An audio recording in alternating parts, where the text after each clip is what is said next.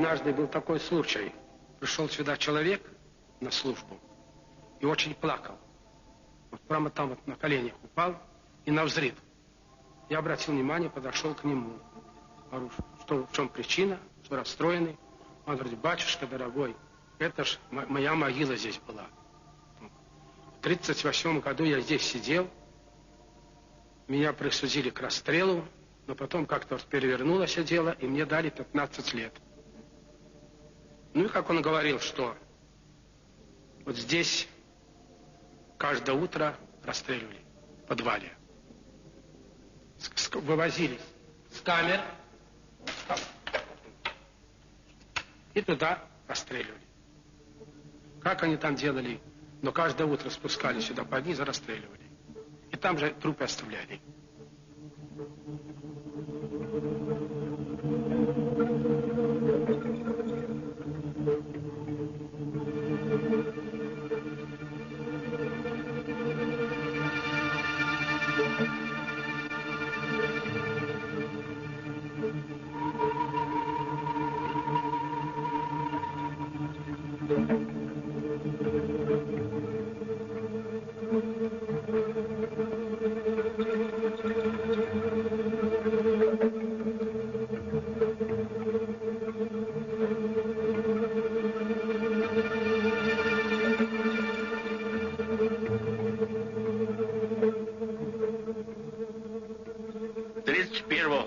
Августа 1938 года работник КГБ Минаев вечером приехал к нам в колхоз и с председателем колхоза Бурштейном Мейером позвали меня к себе домой, и там они меня арестовали. И в Мозыре посадили в церковь, которая была полностью забита арестованными. Церковь была разбита на 6 камер с шалевочными досками. В камере примерно размером 18 квадратных метров помещалось 60-70 заключенных. Нас никуда не вывозили с церкви. Нам не давали ни руки помыть, ни лица обмыть, ни смены, ни передачи, ни одежи, ничего. В чем арестовали, в том мы все время и проживали. Питали нас один раз в сутки. Баланды, так называемые по-тюремному. Но это похоже на то, как хозяйка помоет посуду. Народ опухший весь. Это не люди сидели в этих отбитых камерах у церкви. Это хуже скота. А часовые только сидели там наверху в церкви. И они не переговаривались между собой, а только пересвистывались. А у каждой камеры горела маленькая лампочка. И как только станут шуметь, заключенные крепко, так он с винтовки оттуда бьет прямо в камеру, стреляет. Мое дело вел Роговин, следователь, фамилия его, Роговин, майор, НКГБист, бандит высшей марки. И он объявил, что я продаюсь к ответственности за контрреволюционную агитацию против советской власти. Арестовали моих 2 братьев, Антона и Болеслава. Антон работал конюхом, Болеслав на общих работах в колхозе. Оба неграмотные. Признали их враги народа. В том же году арестован был и моей родной сестры муж Климчик Павел Игнатьевич и его брат Климчик Матвей Игнатьевич. Тоже расстрелян. С нашей селения из 96 человек, которые были арестованы органами НКВД, в живых я остался один.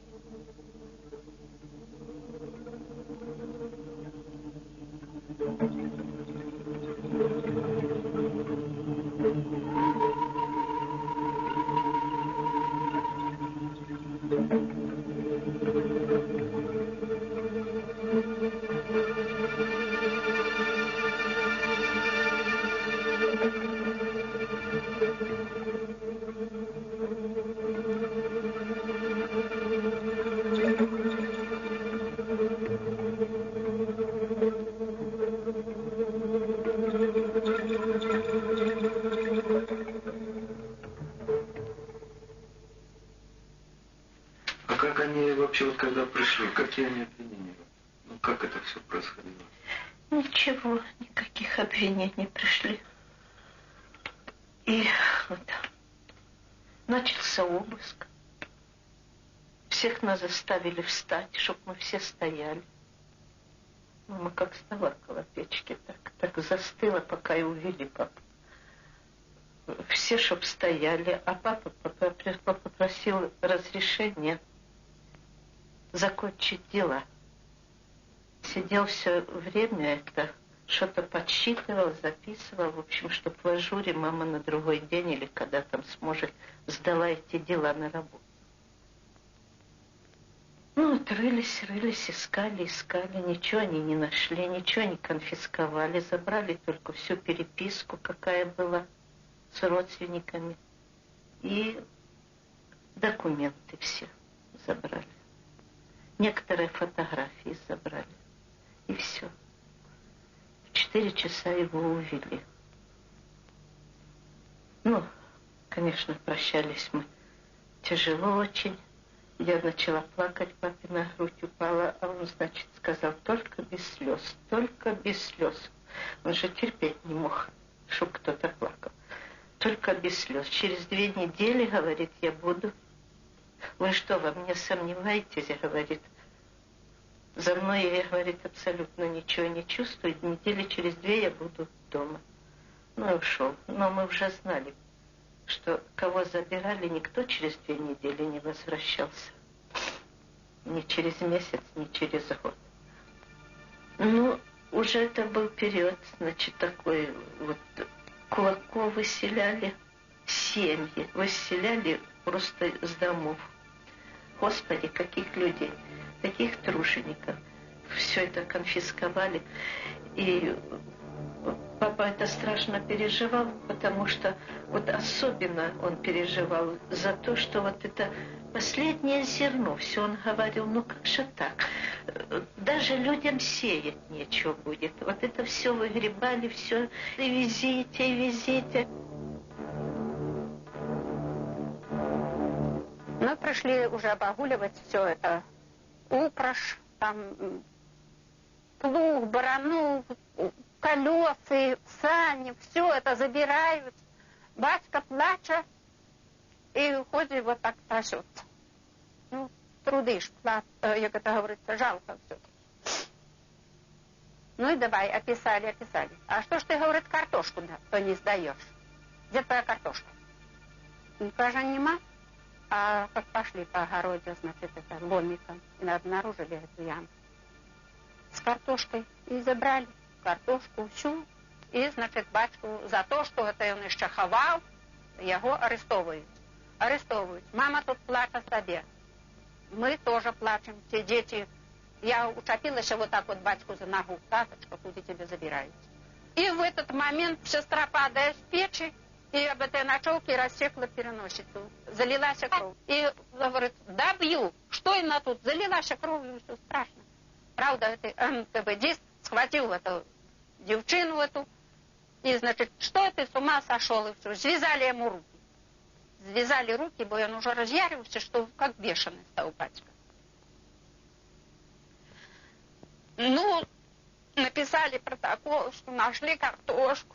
И забирают. Он говорит, ну что, все равно же не подохнет с голоду. Что есть? Нечего же есть. Так лучше позабивать, я говорю, а уже не мучают.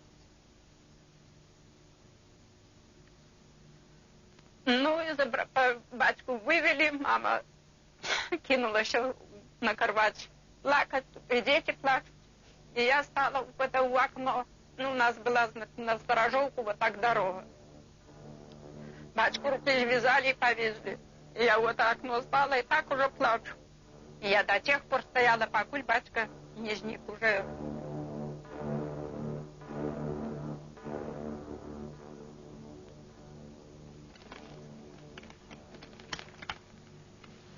В 1937 году он был привлечен к уголовной ответственности, тройку НКВД. Участник контрреволюционной повстанческой организации в 1936 году. подготавливал вооруженное восстание против советской власти и восхвалял репрессированных врагов народа, в том числе, сказано в обвинении, и Тухачевского. И дело уголовное есть. Анкета арестованного, его допрос, где он признал себя виновным, и кара. Расстрелять с конфискацией лично ему принадлежащего имущества. И что приговор приведен в исполнение. Далее следуют уже другие уголовные дела. А вот скажите, место исполнения приговоров известно? Сделано или нет? Нет. Вот очень многие граждане, обычно родственники репрессированных, спрашивают о месте захоронения, дабы отдать там почести, возможно, свечу зажечь в тот день, возможно, там венок положить. По крайней мере, в материалах уголовного дела эти данные не отражены. Здесь только решение и об исполнении данного решения. Я не приговора говорю, потому что вне судебные органы решение. И найти трудно. Но если на эту тему еще поговорить, как мы говорим, пофилософствовать, я вот лично считаю, что даже если бы и были известны эти места, то я сторонник того, что их нельзя было бы публиковать, что ли, объявлять родственникам. Почему я к такому выводу приходил? Мне кажется, что если бы удалось найти могилы всех, с одной стороны, казалось это правильно, с другой стороны, это повлекло бы новые смерти, люди не выдерживали бы нервы, могли бы умирать там, и было бы некое паломничество к этим местам.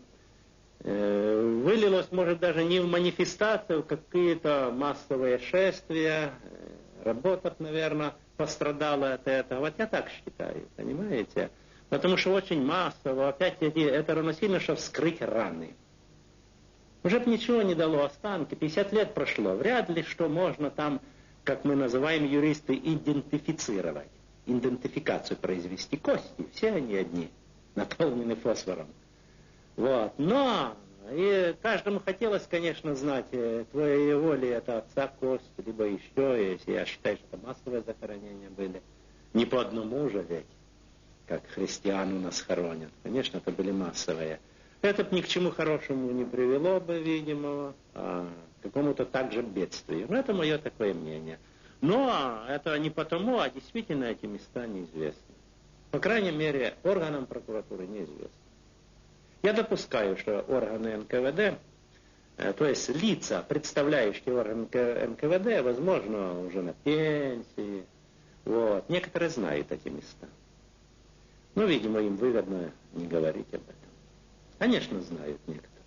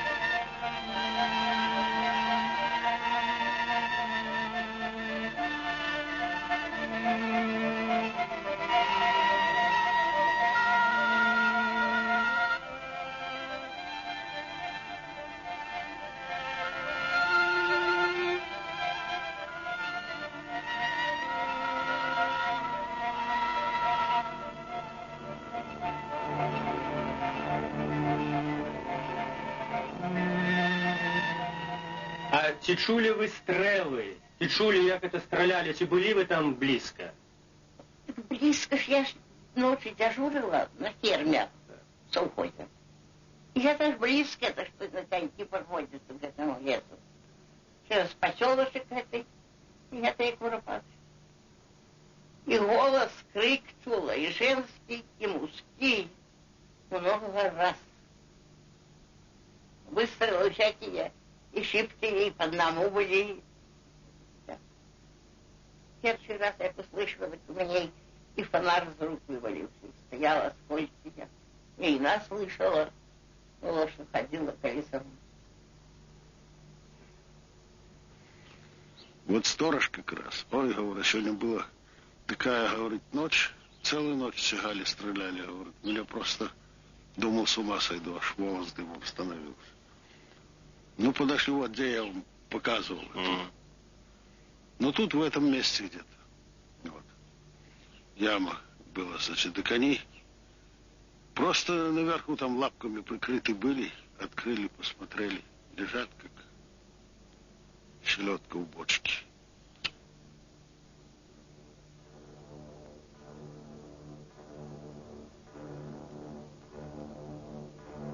Там, ну, мало поля обтуплено было, а так кругом забор стоял. Высокий забор стоял. Ну, я к детям так это и казалось, ну, метра 3 он был такой. И я заблудилась. И тут машина как раз. Вот как-то вот тут на горку. Машина. МК. Это уже Черный Ворон. Нет, и что это с этих? Ага. Потом вылез один, выстрелил 3 раза вверх. А потом, значит, идет Черный Ворон. Идет Черный Ворон 1, 2, 3. И я подтыщилась под эту ель. Ель была такая раскладистая, там прямо как гнездо якое было. Может, в самом деле волки водились, черт их знает. Ага. И я зашилась, притулилась до этой елки головой и только землю вот так скубу со страху. Вы знаете, и упишилась. И по большому все сразу. Ага. Ну и, а тут, главное, я бы еще так не испугалась, если бы эти люди не просились. Я еще не соображала, что-то их стрелять будут. Я ж не соображала.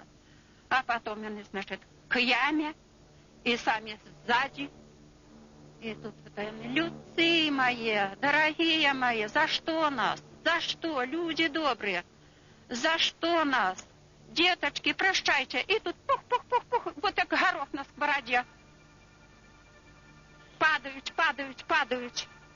Боже мой, я носом зарыла, не веру. И опять, вторую машину подгоняют, опять вынимают их, выходят. И тоже одни те же песни. Одни. Женщины были? Были и женщины, были. Вот им развязывали руки, что только что у женщин, вот мне впечатлилось то, что волосы прямо такие растрепленные, прямо аж, ну, то ли от расстройства, я понять даже не могу, почему их так уже, тены уже их там наказывали, били, что я не знаю. И же больше всех, вот, мужчины не так кричали, как женщины.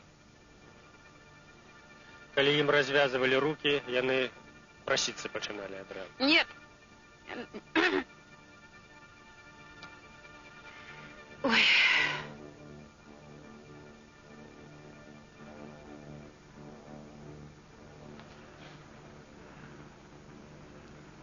Яны просили жить, пока развязывать. Кожный день стреляют. Кожный день у хаті вичуються. Мне что ж думали? Что ты? А теперь их стреляют, что ты будешь думать? Может, так и надо? Откуда я знаю? Допустим, теперь будут стрелять. Может, так и надо? Ну, знали же после. Да. Почему это? После знали же, могилы там ехать. А что там думать? Черт тебя знает, что видели думать. людей, значит, бьют людей. Ну все, вот поэтому стреляют. Ну, это ж человек, это ж не Парчук. Да, что Ну, сделаешь? все ж таки. Кто возит? Возят же высокие люди. Ну, так серед високих же так само бувають. Ще кажу, чим вишейший, тим більше мерзотник може бути. А что сделаешь? Ну что можно сделать? Сказать, что вы делаете? И теперь, может, что-нибудь делается, а черт его душу знает, да. что. А что мы можем знать, что делать? На этом, на Горном Карабахе, допустим, что делается? Там что же, наверное, кого-то стреляют, кого-то в тюрьму садят. Зачинщиков, что Да. которые против. Власть сами это есть орган насилия, да? Что захочет, то и сделает. Так или нет? Ну что вы добьетесь сейчас? Вот поговорили и все. Ну что, Что легче от этого? Я бы уже этих костей не нарушал бы.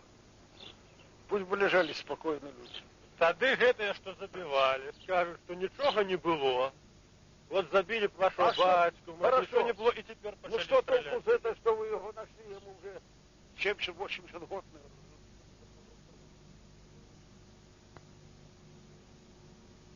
Ну, як по-вашему, трэба гэта рабіць? Некоторые кажуць, што не трэба там. И я бы сказала, что не трэба. Что надать? Ну что надать? А што трэба, каб дало? Что прожили, так прожили. Что еще будем жить? Да, конечно, еще и молодые повинны жить.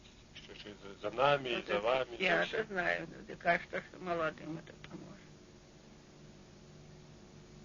Что-то поможет. Там же шмат молодых людей постреляли.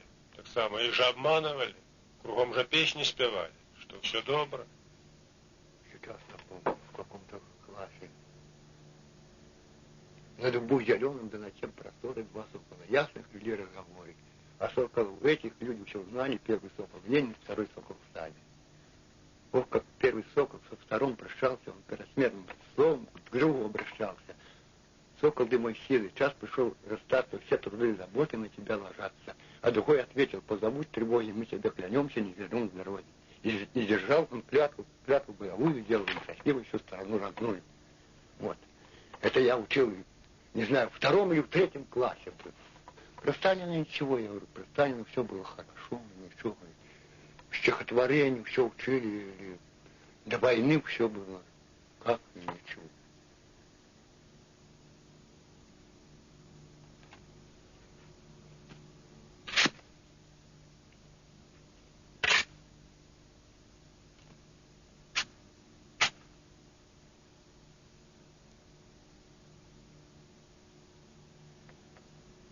Предательство было и все. Предательство? Да, а что ж? Может, Сталин и не знал об этом, я говорю, подчиненный. Ну, страшно, наверное, это предательство. Столько людей. Миллионы людей забили. Ну, не немцы стреляли. Своя, выходит, стреляли? Свои? А не немцы. Это как немцы, кстати, уже люди, может, узнялись, вот война. Брали, пошли где-нибудь оружие доставали в лес. Это ж было. Так выходит, это еще страшнее, коли свои стреляют. Свои, ну, стреляли, вроде бы так и положено.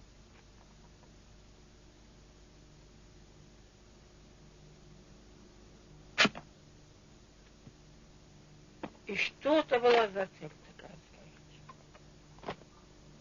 И как была цель у людей.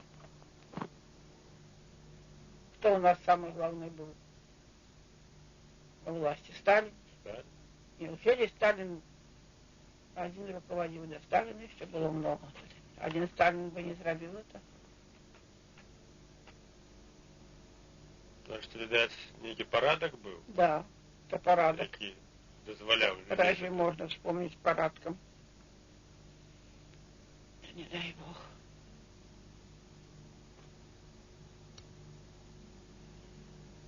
Как бы это немцы робили. Ну, так сказал бы, ну что, немцы. Правда? А того. Свои. Ученые.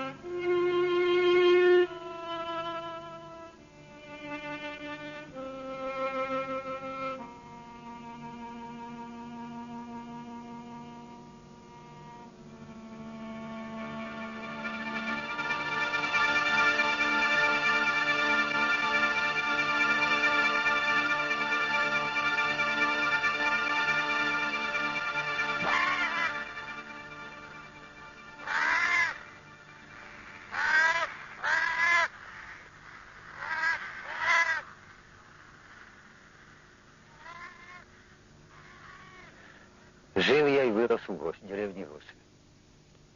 Было у нас тут много комсомольцев подполья в Гошеве. До Гошева уже славилось, что за Советский Союз стоять. Агитировали тут и старых, и молодых. Вы тоже комсомольцы? Да. Но после душа не выдержала этой польской гнета, оккупации. И решили, договорились, решили идти. Тогда было очень популярно идти в Советский Союз. Считали, что наша родина там, а не тут. Ну, договорились и ушли. Ну, перебрались на другую сторону, шли и вышли на поляну. Все мы не дошли метров 50, два пограничника в этих буденовках за сосной стоят один за одной, другой за другой. Стой, что идет? Говорим, свои. Говорим, ну, с Польши. За мной. Один вперед, другой сзади. А там погран застава была. Собаку посадили тут у воротах. После давай уже по одному звать на допрос. Вот первого там Красовского взяли. После пришел он оттуда, кажет, ребята, кажет, куда мы попали? Черт тебя знает, что, кажет, может, он не в Советский Союз, может, мы попали до гестапо. Не может быть такого. Ночью меня взяли на следствие. Следователь допросил. Предъявил сразу. Мы будем вас оформлять как шпиона. Я ему говорю, а что такое значит шпион? А, ты не знаешь, что такое значит шпион? Зараз знаешь. Разувайся. Ну, наверное, я разулся. А он берет лапку, вот ножку от этого стула, круглую такой, как и зары есть, за ногу и давай меня в ногу. В одну, после вторую. Сколько он бил меня, я не могу сказать. Но я очнулся уже в коридоре. Когда я очнулся, и думаю, что я мокрый, что я в коридоре каком-то нахожусь. Стоит надо мной 3 солдата. И говорят, фу, говорили, что уже он мертвый. Смотрю, жив. На следствие не водили, не трогали, не мог ходить. Дней 10. Когда я уже стал ходить, то я подошвы эти подрывал на ногах. Отбили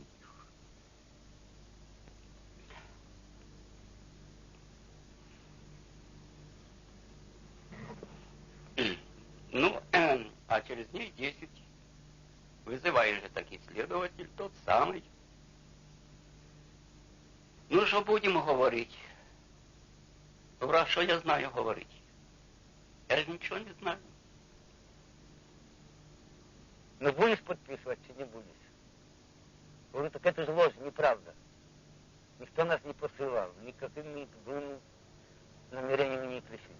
Пришли, чтобы здесь жить и учиться, помогать. Наши же братья, Советский Союз, мы комсомол, подполье.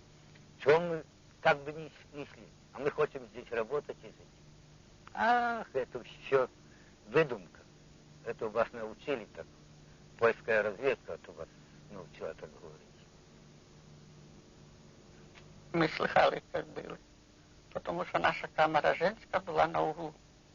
То некоторые раз закроют вентилятора. То не слышно, как кричат. А некоторые раз нарочно откроют, как мы слышали. И нам все слышно. Меня не было, не хочу врать. То она спросит, чи ты слыхала, как бьют? Отвечаешь, слыхала. Ну вот то и тебе будет, если не подпишешь.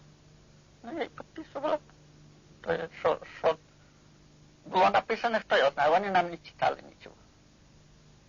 Если ничего не поддается, стоянку ставлять. Стоянку ставлять, и бойцы меняются. И стоишь, не ставший. В общем, начинает ноги пухнуть. По пояс опухнуть ноги, тогда падаешь без сознания. Без сознания падаешь уже тогда, тебе ноги отказывают. Тогда опять в камеру тебе все все оттупло пару дней, 4, опять на то же самое. Ты даже решаешь, сколько ж можно мучиться. А вы подписали, да? Подписал. И после берут подписку вторичную, что мы тебя не били, ты добровольно подписал. Все. Так а в Минске тоже били там тебя? А как же? Допрашивали, и били, и руки выкручивали. Сахарчик-то на аппендицит умер, не оказали помощи. Умер прямо в камере там? Да. А кто еще там умер? Вот ему, чтобы мочевой пузырь разбил следователь, то ударился по его сюда, и прямо в мочевой пузырь лопнул и скончался. Вот. Тоже в камере умер, да? Да, никуда его никто не брал. Но фамилию вы его не помните? Нет, не помню. Ну тогда перейдем. Когда вас судили, что за суд, расскажите нам. Вызвали нас, выстроили всех подряд, девушек и нас. Ну и зачитывают нам наши обвинения. Мы стали говорить, что это неправда, мы же били нас. Вот. Ну, суд и шел минут 5. Суду понятно, суд удаляется на совещание. Все. Через 5 минут выходят зачитывать. Вот. Высшие меры, высшие меры, высшие меры. После через эту неделю приехал начальник. Вызвал мне одного. Говорит, ты пойдешь в польскую армию служить. Я говорю, я с Польши бежал. Что я чувствую себя там дико. Ну, ты знаешь их язык, ты служил в польской армии. Вот нам свои люди надо среди них. Будешь докладывать. Вот это поляки, это ненадежный народ. Реакционеры, присутчики. Скажу, как мне противно не хочется. Что мне это польская армия? Так ты понимаешь, ты же, мы тебя знаем, кто ты. Ты нам поможешь много. Скажу, ну ладно, так и быть. В одном месте не пропал, то в другом пропаду. А с остальными что? Остальные пошли в расход.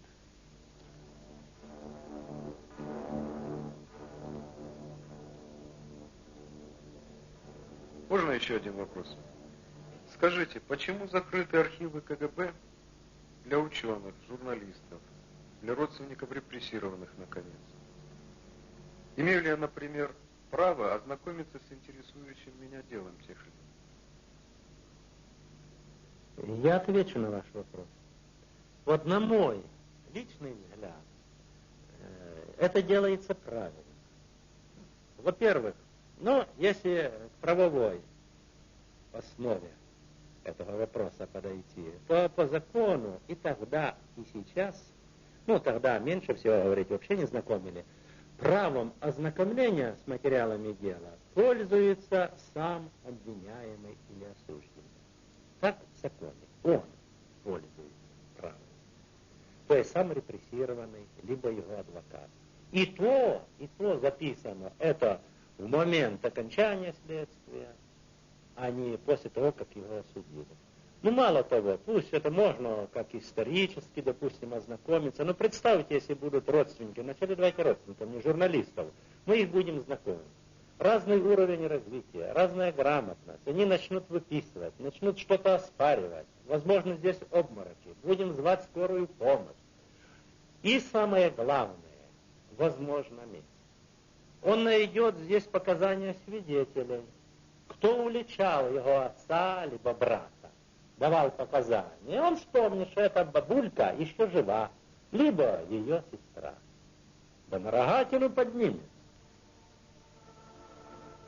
Что касается журналистов, это братья пишущие, то я просто не верю и в объективность, я просто не верю, что они правильно политически, что ли, или социально осветят данный факт. Они где-то сгустят краски. Это обязательно, уже это имеет место сейчас.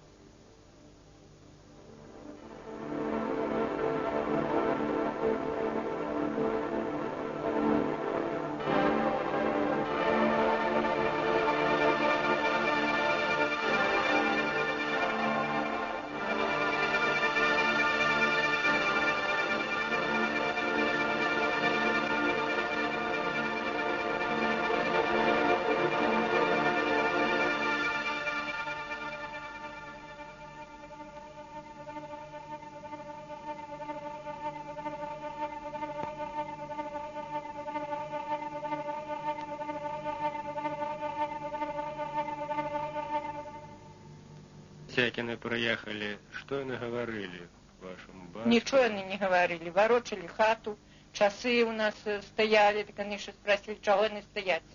А батька говорит, возьми, пусти, может, у тебя пойдут.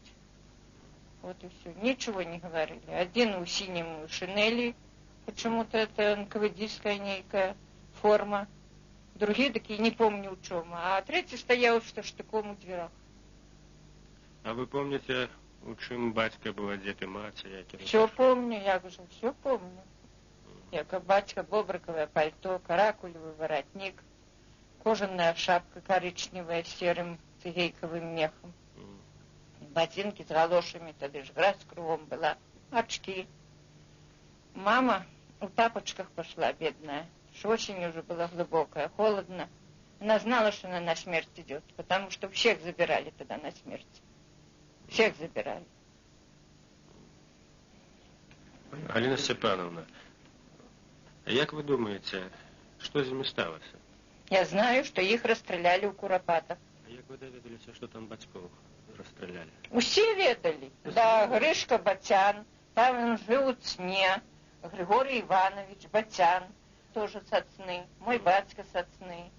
Вот. И он похвалялся в деревне, что и он стрелял сам, Жуковский. Я знала, кто... Что, працевал в НКВД? И он працевал в НКВД и ходил по нашей улице, и видел меня, малую, 13 лет, вечно на меня глядел, как на звереныша. У его морда такая была, как у фашиста. Высокий, у серой гимнастерки, с портупеем, с этим вот. Ой, гадкий человек. Так и он похвалялся... Похвалялся, что он их сам стрелял. Галина Степановна, а вот как вам удалось первого споткать? Я б его убила. Убила бы. Все, хоть чем попал, я б его убила. И все. Потому что я уже не человек, я труп. Вот я б такого человека за ноги повесила на них самой сосне. И хай бы он повисел, покуль кончился. Ну вот гэты кончыўся, а потым другія людзі падумалі б, што трэба за гэтага таксама адпомсціць.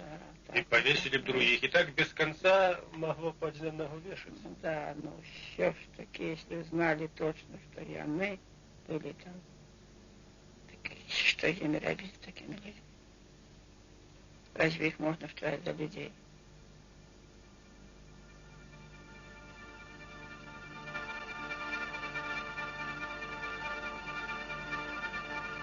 Вы знаете, здесь были Зарецкие. И их хотели раскулачить. Считали себя как богатые уже.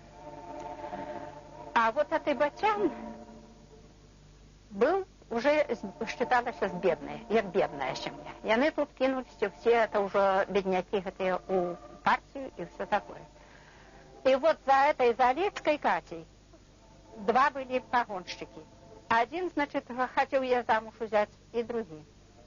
Ну и она согласилась идти именно за Батяна, потому что и он был уже коммунист, и она, значит, просто, чтобы сохранить свою семью, мать у нее старушка была, и это самое, еще, наверное, кто-то был из меньших тоже, чтобы сохранить свою семью, чтобы не раскулачили, и она вышла замуж за этого Батяна. Правда, он был красивый, и я помню его еще, высокий, красивый такие.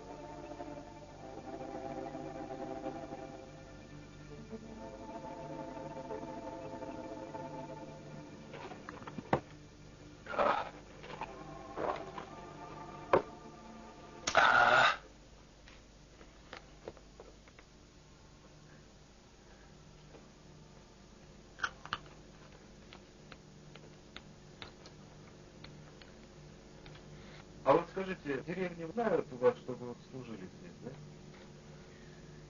Ну, знали, приблизительно знали, что я работаю в органах, в НКВД. А кем я работаю, чем я работаю. Я когда женился, я здесь редко, очень редко жил. А жена знала, где вы работали? Приблизительно знала. Что значит приблизительно? Знала. Одну смену я работал как выводной, водил на допрос из допросов, а вторую смену стоял у камеры. Камера заключенных. Ну и вот что я видел. Видел, как увозили на расстрел. Видел даже кого, самого Голодеда видел. Голодед сидел в городской тюрьме, его мы привезли, и я его водил на допрос. Завели его на 5-й этаж, с которого он прыгнул и разбился. Ну, дальше водил на допросы, но люди были такие измученные. Правда, некоторых мы даже сажали в картер. Картер у нас был. Но все было по распоряжению следователей. А у нас было 3 дежурных, которым мы подчинялись, мы трехсменно работали. И дежурные нам давали команду, вот этому не давать спать, вот этому посадить в картер. Вот такие были указания нам от дежурных. А дежурных кто был? Я вам говорил уже, Коба, Ермолаев и Яковлев. 3 дежурных было. И вот расстрел возили, была одна машина, называли «Черный ворон», у которой вмещалось по 3 кабины направо и налево. Ну, одна для сидения сопровождающего. Ну, она уходила по одному, но мы пихали по 2 человека. Это человек 12.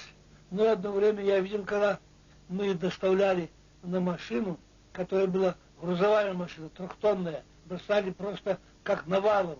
Связанные руки были у людей, мы навалом их бросали и возили их расстреливать. Я сам лично расстреливать не возил. Но равнять могилы после этого я ездил.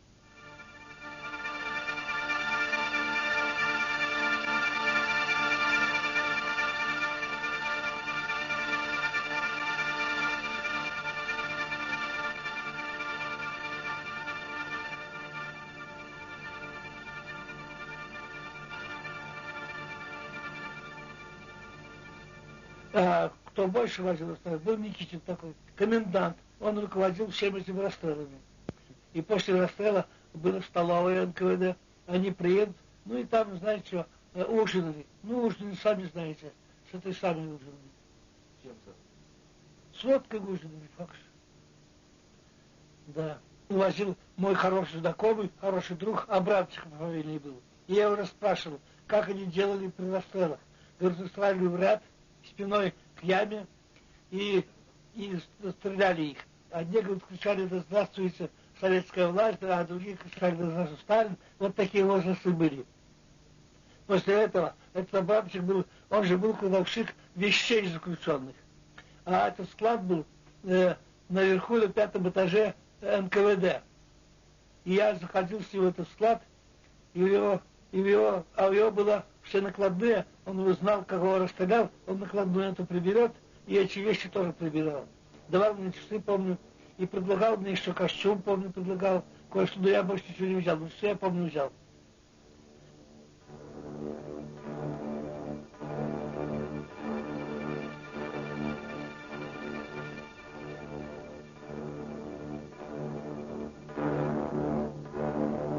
А вот если предложили бы участие там принять в расстреле, вы бы приняли? Принял.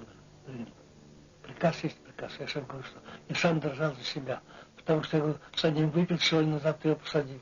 Я как написал заявление в увольнении, мне когда истрачал, я сам дрожал, чтобы меня не расстреляли. А если сказали кого-то расстреливать, может, я и поехал. Может быть.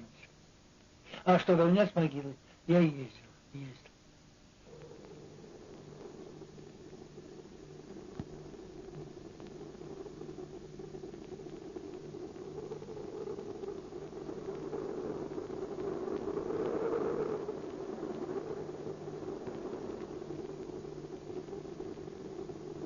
Если бы раньше меня спрашивали, я вам тоже ничего не сказал бы.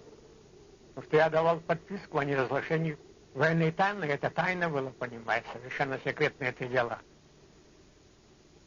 Многие дела, которые расследовались, причем материала было недостаточно, они шли на тройки. В тройку входили министр МВД Беларуси, дальше работник ЦК и военный прокурор. В основном мера наказания определялось 8-10 лет или по первой категории. Первая категория — это высшая мера наказания. Расстрел.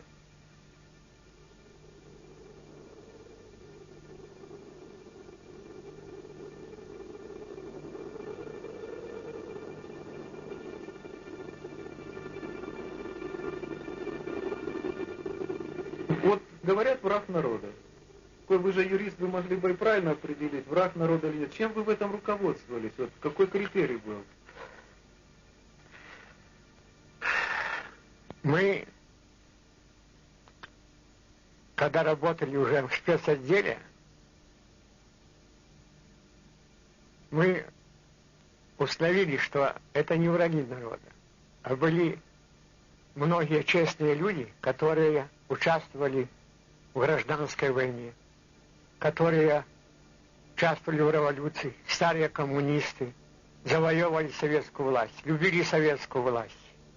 Однако они подвергались аресту, и никто не мог их освободить. А если кто-нибудь вмешивался, его тоже арестовывали. Арест боялись? Ну, вы знаете, что мы очень рисковали. Мы тоже пошли бы на этой тройке. Потому что мы много знали. А в то время, когда человек много знал, его надо арестовать и уничтожить. Нельзя, чтобы он много знал, и чтобы кто-то мог знать еще.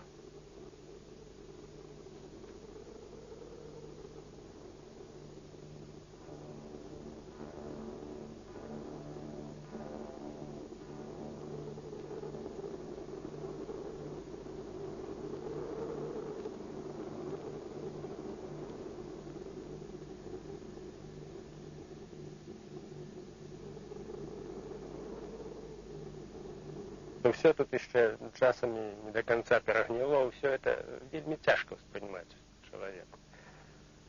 Видать, это отбывается гэтых самых с близкими людьми, коли помре близкий человек и его целуют у труне.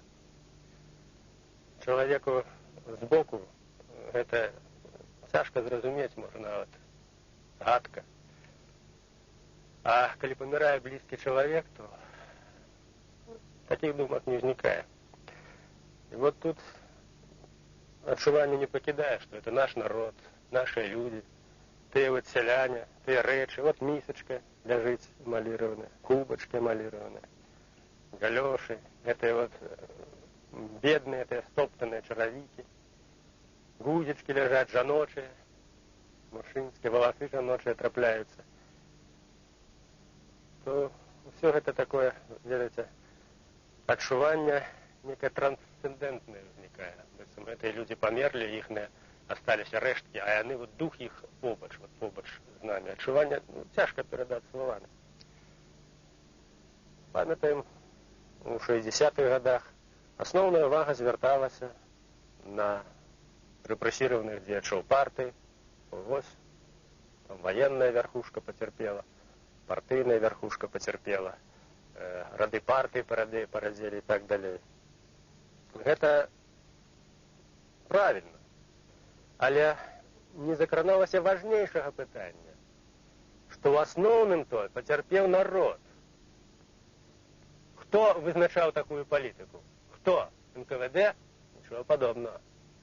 Хто спаборнічаў, хто больш ворагаў народа выдасць? На пленумах ды на з'ездах. Хто спаборнічаў? Партыйная верхушка, у першую чаргу. Так, яны самі себе адпраўлялі у ямы. А народ? Я лічу, што вот кожны з гэтых вот невінаватых людзей, вот этих селян, якіх у бахілах, ён больш заслугоўвае гістарычнай памяці і асэнсавання, чым той партыйны лідар, які прадаваў другіх, які гэтую палітыку падтрымліваў і потым сам аказаўся ў гэтай яме. Это барацьба павукоў банцы, а гэта людзі нешчасныя, вот гэта афяры.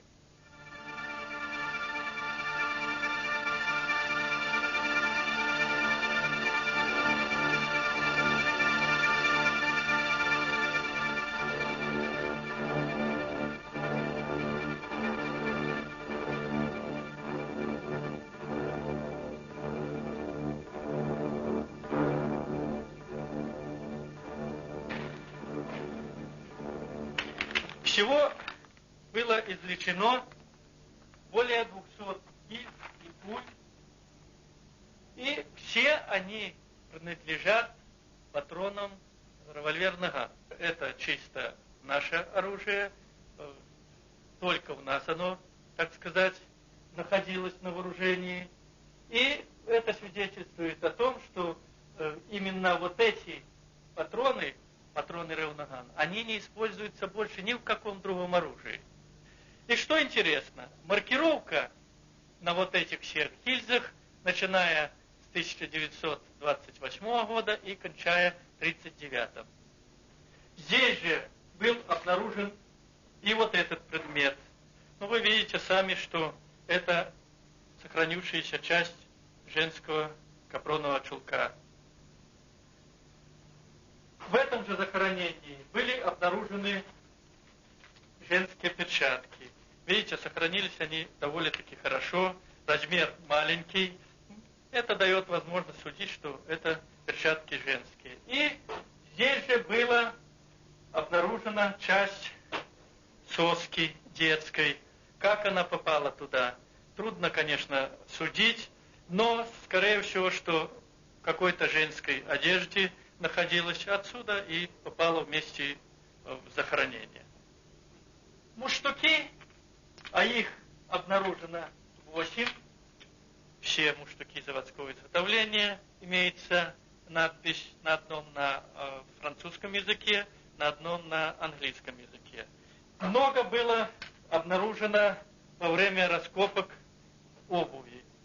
Много резиновой обуви было изготовлено на ленинградской фабрике «Красный треугольник», на московской фабрике «Красный богатырь» с маркировкой «Made in Poland», то есть изготовленных в Польше.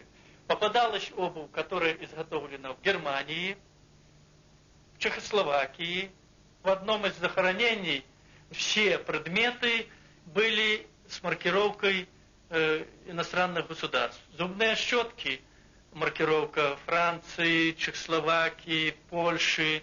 Расчески, в основном Австрия производства. Или это случайность, или действительно какая-то определенная группа лиц, может быть, иностранного происхождения, я тут точно утверждать не берусь, но попало вот в одно и то же захоронение. Я, как говорится, каждую вещь эту перекрутил и под микроскопом, и промывал, и прочищал. Они по 10 раз у меня в руках были. Конечно, мое мнение, что, безусловно, это время репрессий.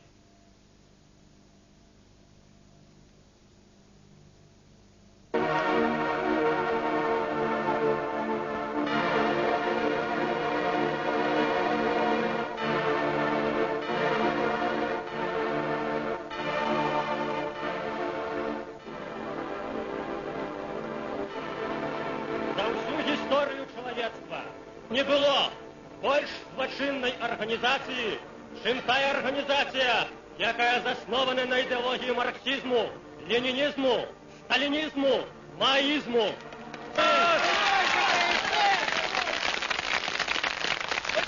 Яны залили кровью половину планеты. Яны знищили целые народы, растоптали культуру, растоптали нашу религию, нашу мораль. Але человек моцно зроблены Богом. Мы адраджаемся и адродимся, и гэтая темная сила спадзе.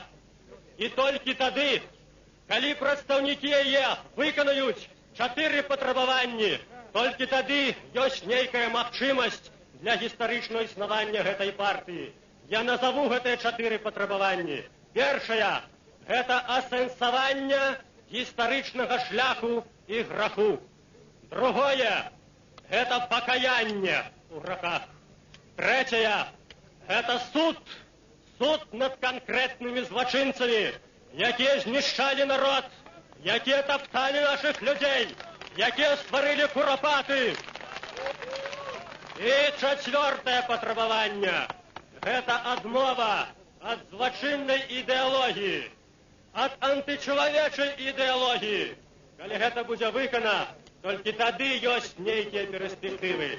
На сённяшні дзень Гэтая партыя на першай стадыі не натолькі асэнсоўвае. Дык трэба ёй дапамагчы хутчэй асэнсаваць і прайсці гэтыя 4 этапы, таму што у яе руках уся ўлада, а ўлада гэта павінна належыць народу. Мы павінны выйсці з гэтага стану як дастойныя людзі. Мы павінны выйсці да нашай культурнай будучыні, і мы выйдзем. Ёсць уся надзея. Жыве Беларусь!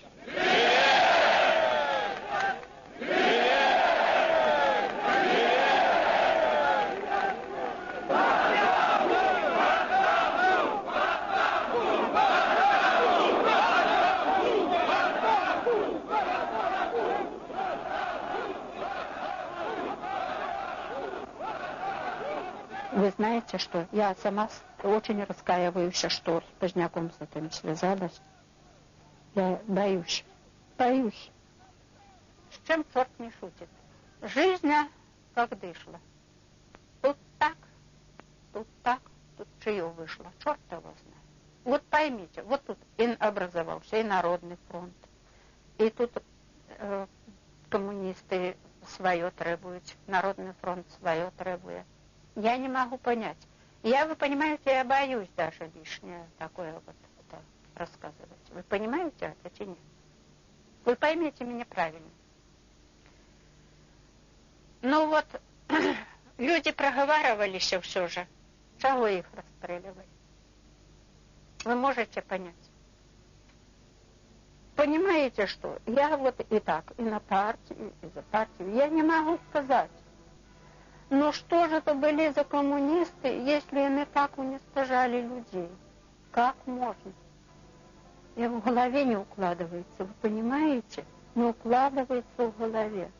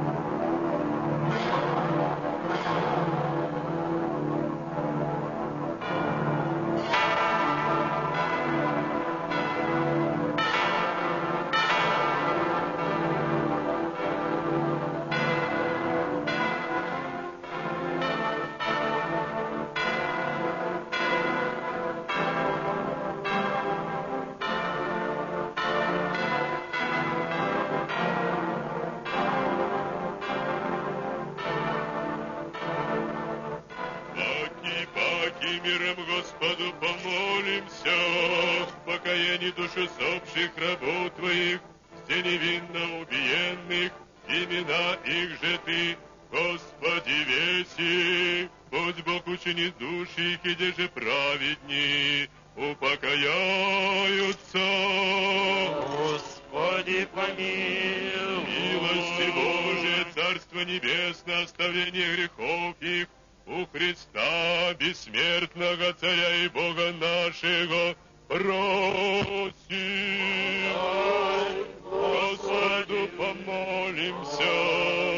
Яко Ты все воскресение, живот и покой усопших раб Твоих, сден невинно убиенных, их же имя Ты, Господи, веси, Христе Боже наш, и Тебе славу воссылаем, со безначальным Твоим Отцем, пресвятым и благим и животворящим Твоим Духом, ныне и присно, и во веки веков.